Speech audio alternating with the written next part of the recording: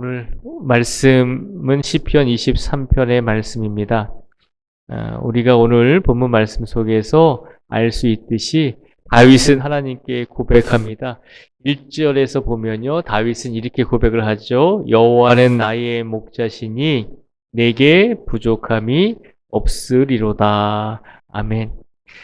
다윗은 하나님을 향해서 하나님은 나의 목자가 되십니다 라고 그렇게 고백을 합니다. 오늘 시편 23편은 다윗이 스스로가 하나님은 나의 목자가 되십니다 라고 고백하고 있습니다. 하나님은 나의 목자가 되십니다 라고 고백하니까 다윗은 지금 자신이 뭐라고 생각하죠?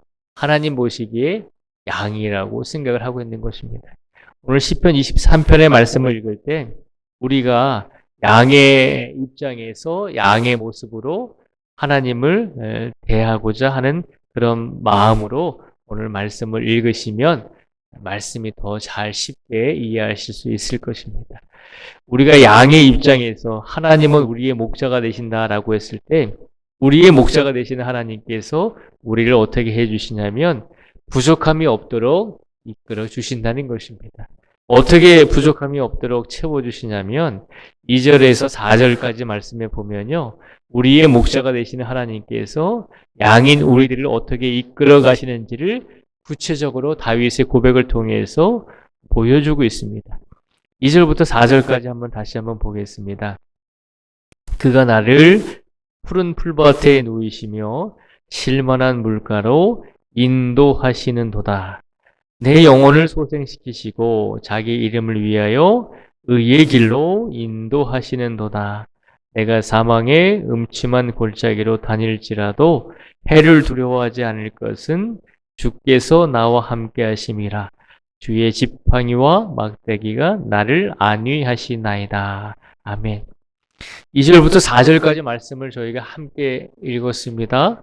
2절부터 4절까지 말씀을 저희가 함께 말씀을 읽다 보면 우리가 목자와 양에 관한 이미지를 어떻게 생각하냐면 푸른 풀밭이 펼쳐져 있는 곳에서 아주 말끔하게 생긴 목자가 하얗고 토실토실한 양들을 푸른 초원에서 이끄는 그런 생각들, 그런 이미지들을 많이 생각하시잖아요. 그런데 이스라엘에 가서 양을 보시면 이게 양인지 이게 염소인지 도대체 구분이 되질 않습니다. 왜 그러냐면 이스라엘은 물이 귀한 나라잖아요. 사막의 기후를 가지고 있거든요. 그러면 그 사막의 기후를 가지고 있는 이스라엘에서 물이 부족하니까 사람도 목욕을 제때 못하잖아요. 사람도 제대로 못 씻거든요. 그럼 하물며 양은 깨끗하게 관리가 될까요? 그렇지 않다는 것입니다. 물이 귀하다 보니까, 그리고 또 이스라엘은 초원이 많지 않아요. 거의 다 돌밭에다가 산도 돌산이에요. 그러니까 이스라엘에서 자라는 양들은 대부분이 사막과도 같은 곳에서 자란다고 생각하시면 돼요.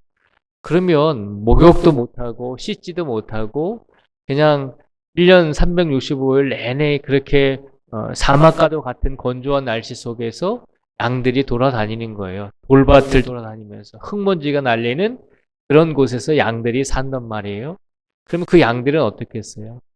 이게 양인지 염소인지 구분이 안 갈 정도로 때가 묻고 아주 먼지투성이고 볼품 없고 그런 모습이 이스라엘의 양들이에요. 물론 이스라엘에도 초원이 있어서 우리가 생각하는 뭐 TV나 영화에서 보는 토실토실하고 또 하얀 양들을 키우는 곳도 있는데 대부분의 이스라엘 땅은 그렇지 못하다는 거예요.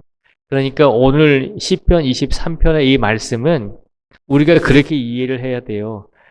정말 물이 없어서 풀밭이 없어서 정말 양들에게 먹일 풀을 찾기 위해서 목자들도 꼬깃꼬깃하고 목욕도 제대로 못하고 머리도 못 감고 그렇게 추리한 모습으로 그래도 내 양들을 먹이고자 하는 목자의 마음으로 어떻게 해서든지 물을 찾아내고 어떻게 해서든지 먹일 풀을 찾아내고자 하는 그 목자의 모습을 기억해야 한다는 거예요. 그래서 오늘 다윗은 2절에서 4절까지 말씀해 보면 그가 나를 푸른 풀밭에 누이시며 실만한 물가로 인도하십니다 라고 고백했는데, 사실은 이렇게 양들을 이스라엘 땅에서 푸른 풀밭으로 실만한 물가로 인도하기까지가 얼마나 어려운지를 기억하라는 거예요. 우리 하나님께서는 우리를 그렇게 이끌어 주시는 분임을 또한 기억하라는 것입니다. 하나님께서 풀밭도 없고 실만한 물가도 없는 곳에서 어떻게 해서든지 그 양들을 먹이시려고 하는 그 노력과 그 애씀을 기억하라는 것입니다. 우리 하나님은 그런 하나님이시다라고 하는 거예요. 우리가 힘들고 어려울 때 우리 양들인 모든 성도들에게 먹을 것을 주시고 물을 먹게 하시려고 힘들고 어려운 가운데서도 그곳을 찾아서 돌아다니시는 분이 우리 하나님이심을 기억하라는 것입니다. 우리 하나님은 우리 모든 성도들의 육신의 모든 것을 채워주시기 위해서 오늘도 이곳저곳을 돌아다니시면서 우리에게 가장 좋은 것을 주시기 위해서 애쓰고 계시는 목자와도 같은 분임을 다시 한번 확신할 수 있는 우리 모두가 되기를 축복을 드립니다. 그런데 우리의 목자가 되시는 하나님께서는 3절과 4절에 보면 우리에게 육체적으로만 채워주시는 것이 아니라 우리에게 또 다른 것을 채워주시기를 원하시죠. 그것이 뭐냐면 우리의 육체뿐만 아니라 우리의 영혼까지도 우리의 목자 되시는 하나님께서 지켜주시기를 원하신다는 거예요. 그래서 3절에 보면 내 영혼을 소생시키시고 라고 말씀을 하고 있잖아요. 목자 되시는 우리 하나님께서는 우리의 육체만 관심 있는 것이 아니라 우리의 영혼까지도 살려주시기 위해서 애쓰고 계시다는 것입니다. 그리고 우리의 영혼이 하나님의 이름을 위하여 의의 길로, 하나님을 위하여 바른 길로 갈 수 있도록 날마다 우리를 지켜주신다는 거예요. 그리고 3절에 보면요, 더 놀라운 것은 양들이 사망의 음침한 골짜기로 다닐지라도 해를 두려워하지 않을 것은 주께서 나와 함께 하십니다. 주의 지팡이와 막대기가 나를 안위하시나이다.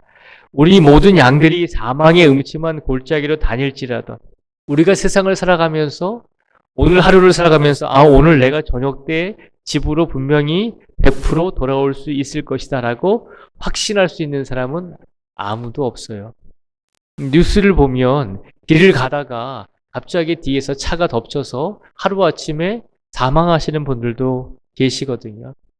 일을 하러 가는 도중에 뒤에서 차가 급발진으로 와서 정말로 어쩔 수 없이 그 차에 의해서 한순간에 죽음을 맞이하는 사람들도 있거든요. 그렇게 돌아가시는 분들이 오늘 내가 죽는구나, 오늘 내가 나의 가정으로 돌아오지 못하는구나 라고 생각을 했을까요? 그렇지 않다는 거죠. 내가 오늘 분명히 다시 돌아오겠다라고 하는 그런 일반적인 생각을 했겠지만, 그러나 그의 뜻대로 그의 마음대로 그의 인생이 살아가지는 것은 아니다라고 하는 것입니다. 우리가 살아가는 인생 속에서, 우리가 살아가는 우리의 일반적인 삶 속에서 오늘도 나에게 아무 일 없고 오늘도 나에게 내가 열심히 일하고 집으로 돌아올 수 있겠지라고 하는 그 생각은 우리 마음대로 되는 것이 아니다라고 하는 것입니다. 우리의 삶은 우리 마음대로 되는 것이 아님을 기억하라는 것입니다. 우리가 평범하다라고 느끼는 우리의 삶이 한순간에 사망의 음침한 골짜기가 될 수 있다는 것이죠. 그럼에도 불구하고 우리의 삶을 우리가 살아갈 수 있는 것은 무엇 때문일까요? 하나님께서 우리가 사망의 음침한 골짜기로 다닐지라도 주님의 지팡이와 막대기로 우리를 지켜주시기 때문입니다. 그래서 우리 하나님은 우리의 육체만 책임져 주시는 목자가 아니라 우리의 영혼까지도, 우리의 영혼을 살려주시기 위해서 모든 것을 책임져 주시는 목자와도 같은 분임을 기억하라는 것입니다. 그 하나님께서 오늘도 우리의 모든 육체와 우리의 모든 영혼을 강건하고 평안하게 이끌어 주실 줄 믿습니다. 그리고 나서 우리의 목자 되시는 하나님께서 우리에게 그것만 주시는가? 또 다른 것을 주신다는 거예요. 5절 말씀에 보면요, 주께서 내 원수의 목전에서 내게 상을 차려주시고 기름을 내 머리에 부으셨으니 내 잔이 넘치나이다. 아멘. 이 5절의 말씀은 우리가 언젠가는 이 땅에서 인생을 살아가다가 언젠가는 하나님의 품으로 돌아가게 되잖아요. 하나님의 품으로 돌아가면 그때 하나님께서 우리의 목자 되시는 우리의 하나님께서 우리를 기억하여 주시고 우리를 하나님의 품에 안겨 주시고 우리의 머리에 기름을 부어 주시면서 우리가 영원토록 하나님과 동행할 수 있는 삶을 살 수 있도록 이끌어 주신다는 것입니다. 이 땅에서의 삶만을 이 땅에서의 생활만을 지켜주시는 것뿐만 아니라 영원토록 우리가 살아갈 수 있도록 우리를 끝까지 하나님께서 보호하여 주시고 지켜주신다는 것입니다. 이건 제 말이 아니라 오늘 하나님의 말씀을 통해서 선포하고 있는 말씀입니다. 하나님께서 그것을 우리에게 약속하고 있는 것이거든요. 그래서 다윗은 고백하죠. 6절 말씀을 저희가 한번 같이 읽어보겠습니다. 6절의 말씀을 같이 읽겠습니다. 시작. 내 평생의 선하심과 인자하심이 반드시 나를 따르리니 내가 여호와의 집에 영원히 살리로다. 아멘. 다윗은 고백합니다. 내 평생의 선하심과 내 평생의 선하심이 나와 함께 하실 것입니다. 여기서 선하심이다라고 하는 것은 하나님께서 항상 우리에게 좋은 것을 주기를 원하시는 분이 하나님이심을 기억하라는 거예요. 하나님께서는 우리에게 무엇이든지 주시기를 원하시는데 항상 좋은 것을 주기를 원하시는 선하신 분임을 기억하라는 것입니다. 그리고 하나님은 우리에게 인자를 베풀어 주신다는 거예요. 하나님의 사랑과 긍휼을 베풀어 주신다는 것입니다. 오늘 이 시간 다윗은 고백합니다. 내 평생에 나의 목자 되시는 하나님께서 나를 선하심과 하나님의 인자심으로 항상 나를 지켜주실 것입니다.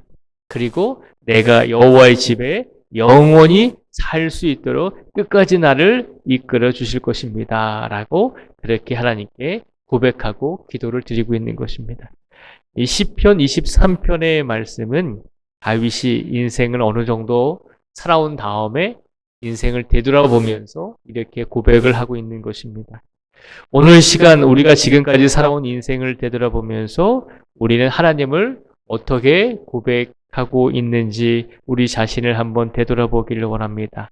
이 시간 간절히 원하는 것은 우리들도 다윗이 고백했던 것처럼 인생을 되돌아보면서 우리 하나님께 하나님은 나의 목자가 되시니 내게 부족함이 없습니다. 라고 그렇게 고백하며 오늘 하루의 삶 속에서도 하나님의 선하심과 인자심을 마음껏 받고 누리시면서 항상 하나님과 동행하며 하나님께 의지하며 오늘을 살아내실 수 있는 우리 모두가 되시기를 주님의 이름으로 축복을 드립니다. 기도하겠습니다.